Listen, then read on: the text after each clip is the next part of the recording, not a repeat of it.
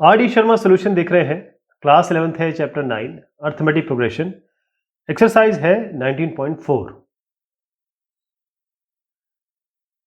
अगला जो सवाल है इसमें, find the sum of all integers between 84 and 719 which are multiples of 5।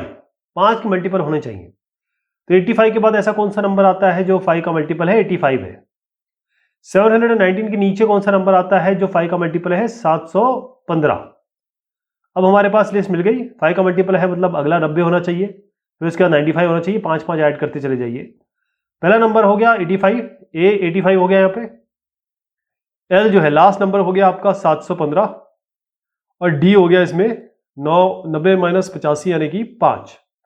चलिए पहले टर्म है आपके 715 को कीजिए a plus n minus 1 into d. A और डी मैंने यहाँ बताया, इससे एन निकल के आएगा। एन 127 है। सम एन टर्म का निकालना है तो n/2 a प्लस एल 127/2। यहाँ पर आप 85 रखेंगे, यहाँ 715 रखेंगे, 50800 आएगा। Find the sum of all integers between 50 and 500 which are divisible by 7। तो 50 और 500 के बीच में वो नंबर निकालने हैं सम जो 7 से डिविजिबल है। तो 50 के बाद कौन सा नंबर? 50 तो डिविजिबल नहीं है ना 500 डिविजिबल है 7 से। 50 के बाद कौन सा नंबर आता है? 7 8 56, तो 56 आता है। पहला नंबर आपका 56 हो गया। फिर साथ साथ जोड़ते रहिए, 63 हो गया, 70 हो गया, ऐसे करके। अब 500 के नीचे कौन सा नंबर आता है जो 7 से डिविजिबल है? 500 तो नहीं है, तो 497 है। 497 को डिवाइड करिएगा आप, तो 7 7 49, 7 1 7।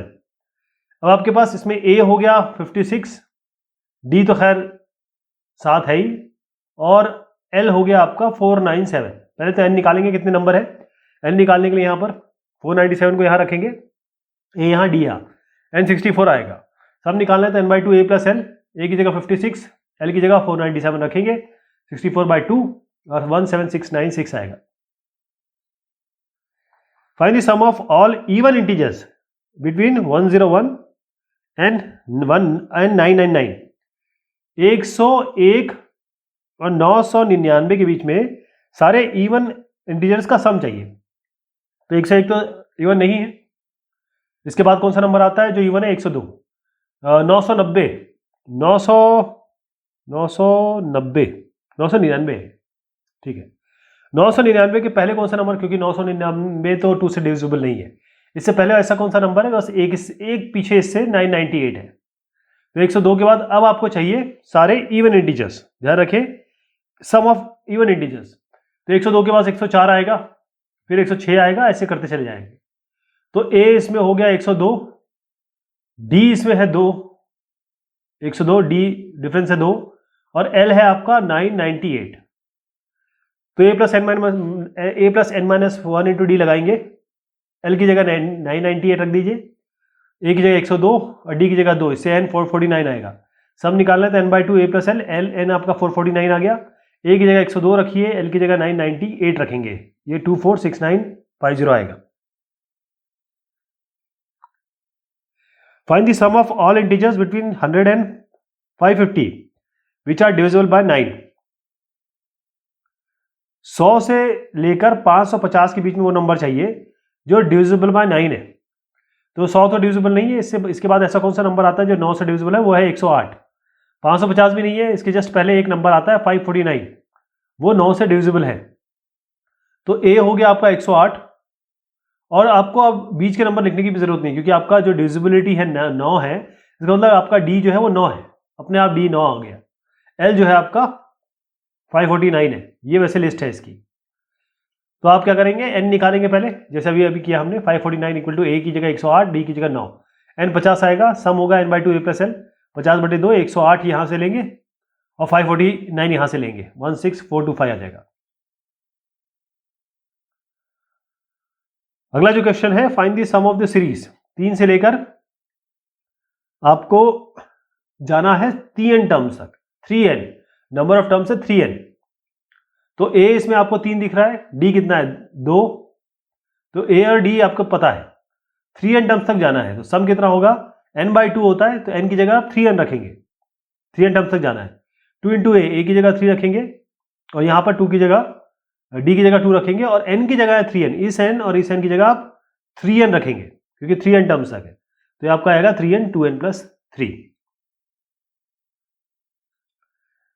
Find the sum of all those integers between 100 and 800। 100 और 800 के बीच में वो सारे नंबर निकालने हैं, सम निकालना है उनका। Each of which on division by 16 leaves the remainder 7। मतलब वो नंबर जिसको आप 16 से डिवाइड करें, मतलब ऐसा नंबर मान लीजिए x है ये, इसको अगर आप 16 से डिवाइड करें तो रिमाइंडर बचना चाहिए 7। रिमाइंडर बचना चाहिए 7। अब इसका मतलब क्या है, कौन सा ऐसा नंबर है, आपको डिवाइड करके देखना होगा कि कौन सा नंबर ऐसा आता है जो हम 16 से डिवाइड करें 7 रिमाइंडर आता है। तो 100 से शुरू करते हैं। अगर मैं 103 को डिवाइड करता हूं 103 को, तो हमारे पास क्या आता है, 103 लेते हैं। ये आपको जरा करके देखना पड़ेगा, इसके आगे जो 2-4 नंबर आपको चेक करने पड़ेंगे। ठीक, रिमाइंडर आ रहा है 7, तो आप ये कर सकते हैं कि 16 का मल्टीपल लीजिए और उसमें 7, क्योंकि 7 का डिफरेंस है तो 7 जोड़ के नंबर बना दीजिए। ऐसा आपको समझ में आ रहा है, क्योंकि ये कह रहे हैं कि 60 डिवीजन बाय 16 रिमाइंडर 7, मतलब 7 बच जा रही है, तो 7 एक्स्ट्रा नंबर आ रहा है। तो अगर आपको कोई भी नंबर हो जो 16 का जो मल्टीपल हो, 16 के मल्टीपल लीजिए, उनसे 7 घटा दीजिए। ठीक, वो नंबर आपके होंगे, नहीं 16 के जो नंबर होंगे उससे 7 जोड़ दीजिए, रिमाइंडर 7 आ रहा है ना, 7 जोड़ दीजिए, 16 के मल्टीपल में 7 जोड़िए तो आपका ये नंबर आ जाएगा। तो अगर मैं इसको इस तरीके से करूं तो 16 ये बन रहा है करीबन 7 टाइम जाएगा क्या, 7 6 42 2 4 करेंगे 1 1 2, ये नहीं आ रहा, 16 इंटू 6 करते हैं, 6 से 36, 6 96, ये देखिए 96। अगर हम यहाँ 96 16 को 6 जा करें तो 96 आता है 96। तो 96 और 103 इसके बीच में डिफरेंस कितना है, आपका 7 का डिफरेंस है, ये 7 का डिफरेंस हो गया। तो बेसिकली आप क्या कर रहे हैं, 16 इंटू 6 प्लस 7 ही तो कर रहे हैं। तो 16 इंटू 6 प्लस 7, इसका मतलब अगर आपको नंबर चाहिए, ये नंबर चाहिए है, 103 कहां से आया, 16 इंटू 6 में 7 जोड़ा हमने, इसी तरीके से 16 इंटू 7 में 7 जोड़ दीजिए, ऐसी 16 इंटू 8 में 7 जोड़ दीजिए, तो आपको वो नंबर मिलेंगे। ये सारे नंबर वैसे ही आए हैं, 106 आया, बस इसमें आप 16 जोड़ते चले जाइए, इसमें आप 16 जोड़ते चले जाइए, क्योंकि 103 तो आ गया ना पहला number.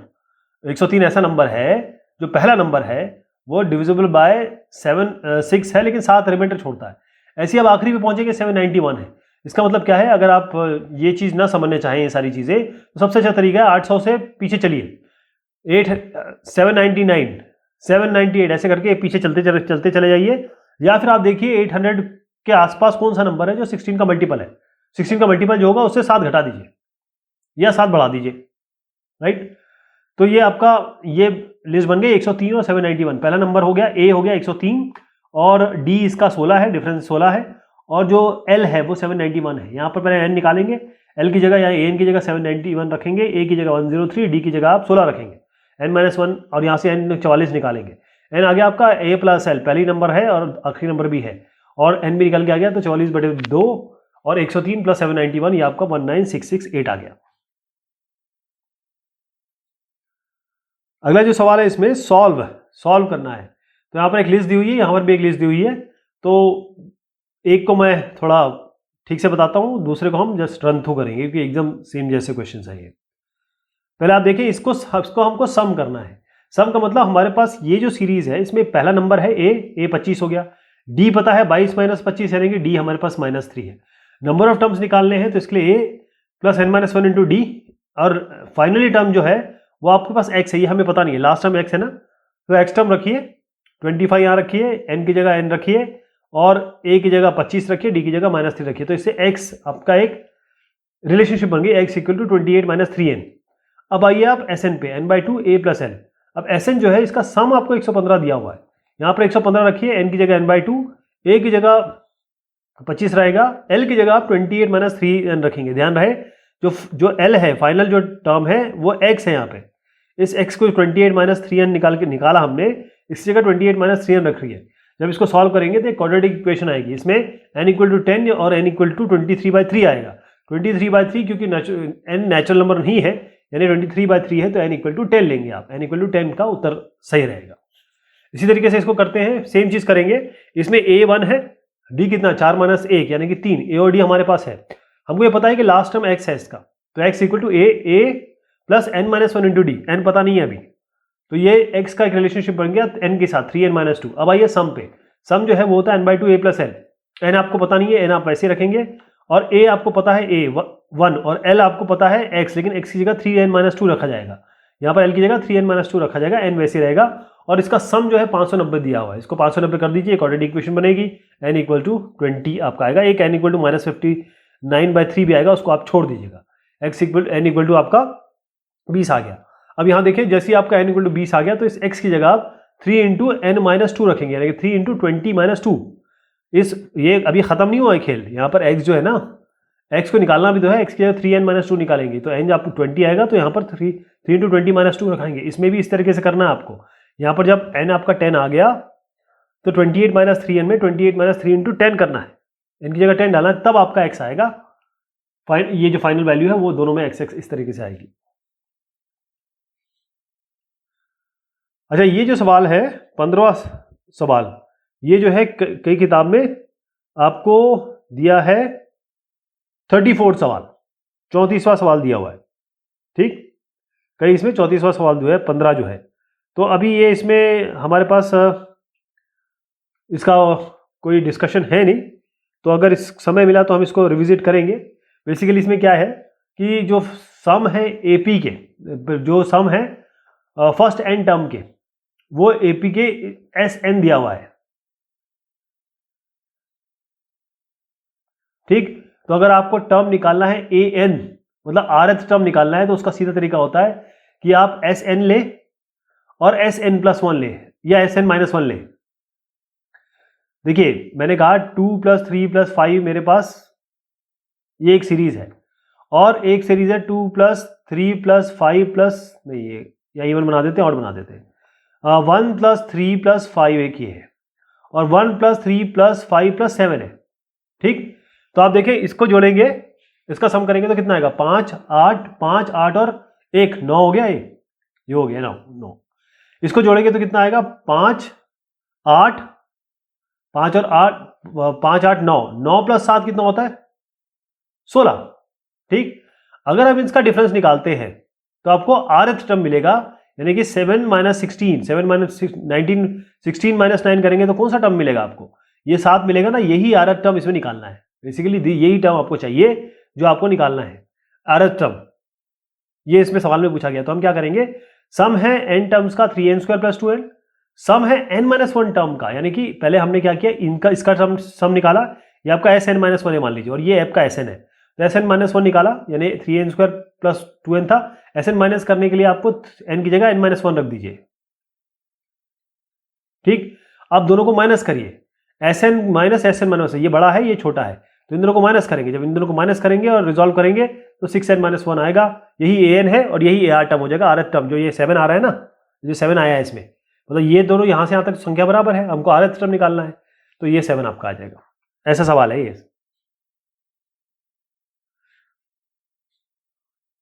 How many terms are there in AP whose first term, अभी सवाल में how many terms are there in AP जिसमें whose first and fifth term are -14 and 2 respectively and the sum of their terms is 40।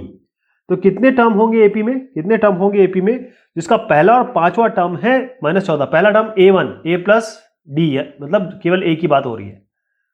ऐसी A fifth term है A5, तो A5 कितना होता है A + 4D, ये कितना दिया हुआ है आपका 2, तो आपको A यहां पता है, सीधा पहले इसमें रख दीजिए A में, -14 यहां रखिए, तो इससे D निकल के आएगा, D आपका कितना आ गया 4। अब देखिए यहाँ पर अगर मैं -14 रखता हूं तो यहाँ पर ये जाएगा, तो 2 + 14 बनेगा, 2 + 14 हो गया 16, तो 4D = 16, D आपका 4 × 16 16, D आपका 4 आ गया। अब यहां पर दिया है सम 40, तो सम का फॉर्मूला तो हमें पता है, इसको रखिए n/2 2a + n - 100D, A की जगह आपको रखना है -14, D की जगह रखना है आपको 4, A की जगह -14, D की जगह 4, यहां रखना है 40, और इससे n के लिए सॉल्व करना है, क्वाड्रेटिक इक्वेशन बनेगी। -2 को छोड़ दीजिएगा, 10 आपका आ जाएगा। एपी में 10 टर्म है। The sum of first 5 numbers of an AP is 10।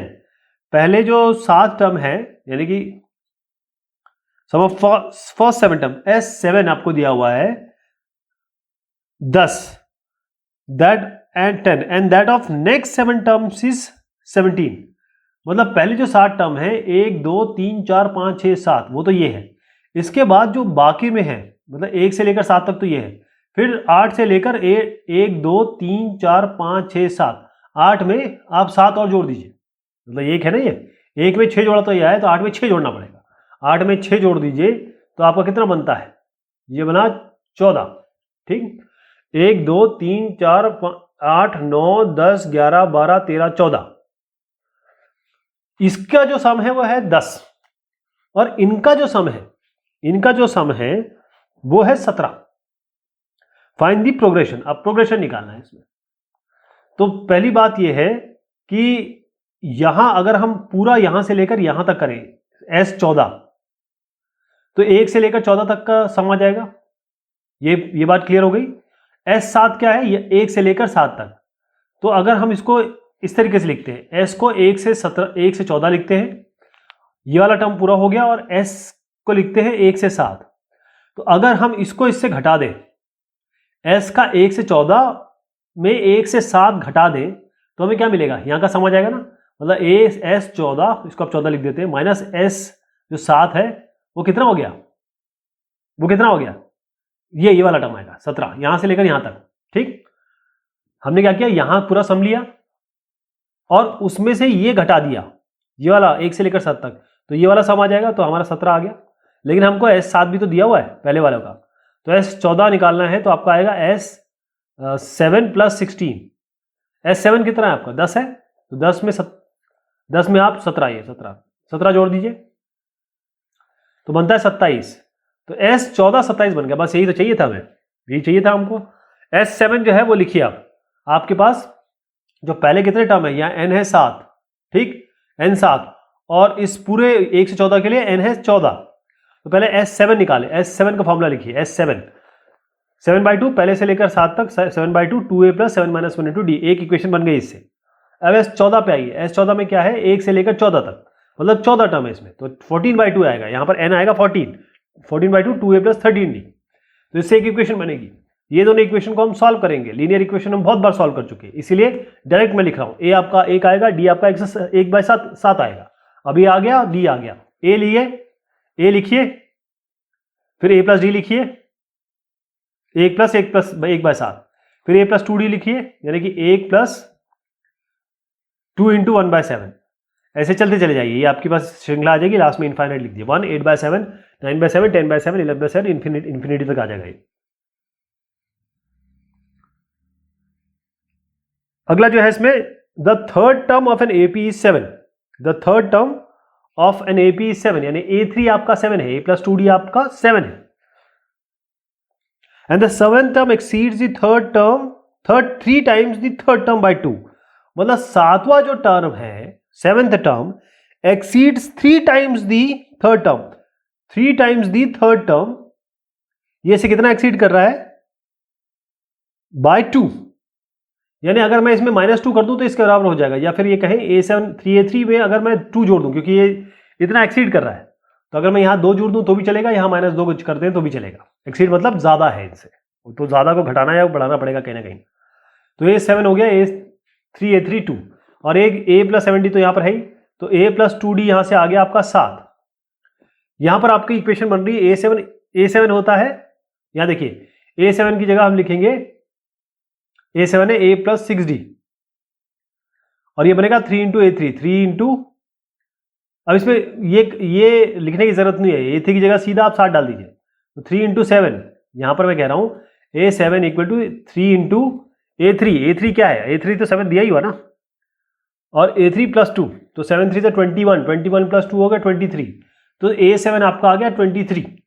A7 मतलब a + 6d आपका आ गया 23, और a + 2d आपका हो गया 7।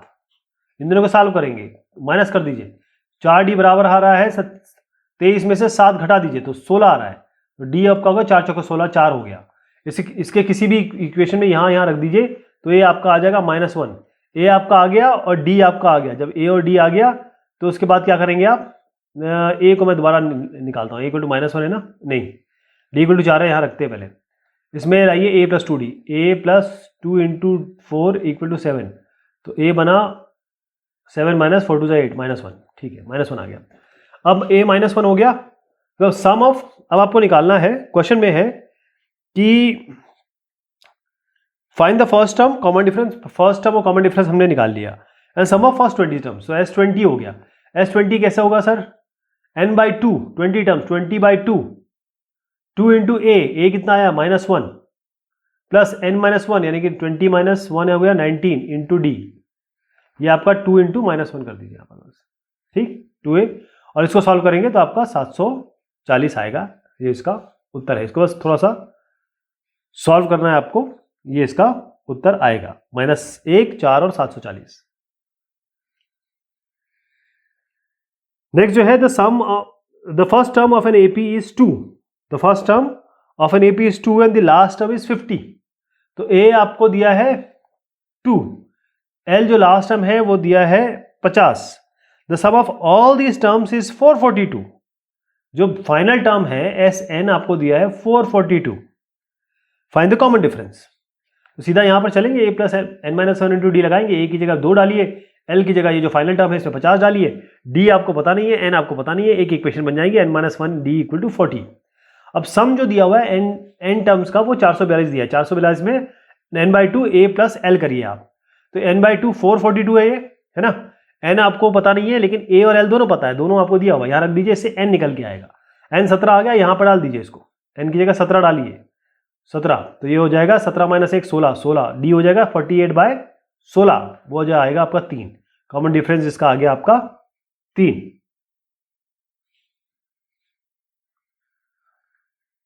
अब ये जो सवाल है इसको हम लेंगे अगली मर्तबा, तब तक के लिए शुक्रिया, मेहरबानी आप सभी की।